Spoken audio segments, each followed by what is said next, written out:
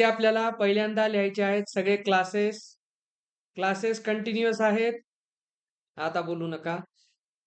हे सगळे continuous classes आहेत. 8 to 10, 10 to 12 and 12 to 14. आता यांच्या फ्रिक्वेन्सीज ज्या दिल्या त्या लिहायच्यात. 1 to 1, 5, 6 to 3. आता हे पहा, हे सगळे जे आहेत हे FI आहेत, कळलं? आता आपल्याला काढायचे XI. XI साठी क्लास मार्क घेतो आपण. याचा आहे तो 1, 3, 5, 7, 9, 11 आणि 13. हे तुम्हाला सांगितलं होतं कसं काढतात. ऍड करून हाफ करा, नंतर क्लास इंटरवल नुसार इन्क्रीज करा. आता घ्या FI XI. डायरेक्ट मेथड मध्ये आपण डायरेक्ट एवढंच घेतो, नावच डायरेक्ट आहे. 1, 6, 5, 35, 54, 22, 39. बस. आता आपल्याला जो काढायचा आहे 12x हा sigma FI XI upon sigma FI. ही सम 7, 5, 12, 35, 47, 54 किती? 162. ओके. 162 आणि हे 20 आहे का? 20. ओके. हे इकडं कॅन्सल आउट करा.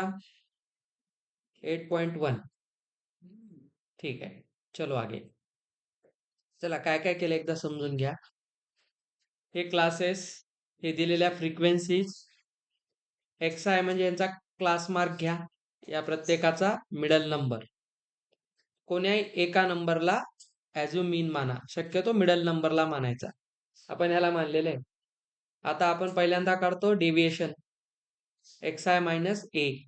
तर या प्रत्येक ऑब्झर्वेशन मधून A ला सबट्रॅक्ट करा. तर 510 मायनस 550. तर हा निगेटिव्ह येईल डिफरन्स. मग 0 येईल, मग पॉझिटिव्ह येईल. मी तुम्हाला एक प्रॉपर्टी सांगितली होती. या सगळ्या DI ला ऍड केलं तर मोस्ट केसेसमध्ये 0 येते. बघा, वर जेवढे निगेटिव्ह आहेत खाली तेवढेच पॉझिटिव्ह आहेत. हे सगळं कॅन्सल आउट होतं. मग UI असतो DI अपॉन H. H आहे क्लास इंटरवल. कंटिन्युअस क्लासेस असल्यामुळे upper limit minus lower limit. 20 ने डिवाइड करा कोणाला? UI ला, म्हणजे DI ला. या सगळ्यांना 20 ने डिवाइड केलं तर हे नंबर्स येतात. आता UI आणि FI चं प्रोडक्ट घेतात. याला याच्याने मल्टिप्लाय करून हे सगळे नंबर्स येतील. मग ह्यांना ऍड करा, ह्यांना ऍड करा. आता ह्यांना ऍड केल्यावर किती होतं इथं? 50. हा सिग्मा FI आणि हा होता सिग्मा FI UI. तर ही व्हॅल्यू -12, हा 50 आणि हा आपला फायनल फॉर्म्युला आहे मीन काढण्याचा स्टेप डेव्हिएशनचा. A plus U bar into H. समजलं? तर या पद्धतीने सॉल्व्ह होतात क्वेश्चन्स. त्याच्यात काय असं अवघड काम नाहीये. यामध्ये तुम्हाला फक्त क्लासेस कंटिन्युअस करायचे. तसं आता इथे 50 to 52 आहे. ते जे कंटिन्युअस क्लास काय होतील? 49.5 आणि 52.5. बस या प्रोसेसने पुढे चालायचं आहे. तर इथे 55.5 आणि बाकी आपली सेम मेथड. इथे तुम्ही FI लिहा, इकडे XI लिहा, इकडे DI लिहा, इकडे UI लिहा. DI ला लिहा XI मायनस A, याला लिहा DI अपॉन H आणि UI FI इकडे लिहा.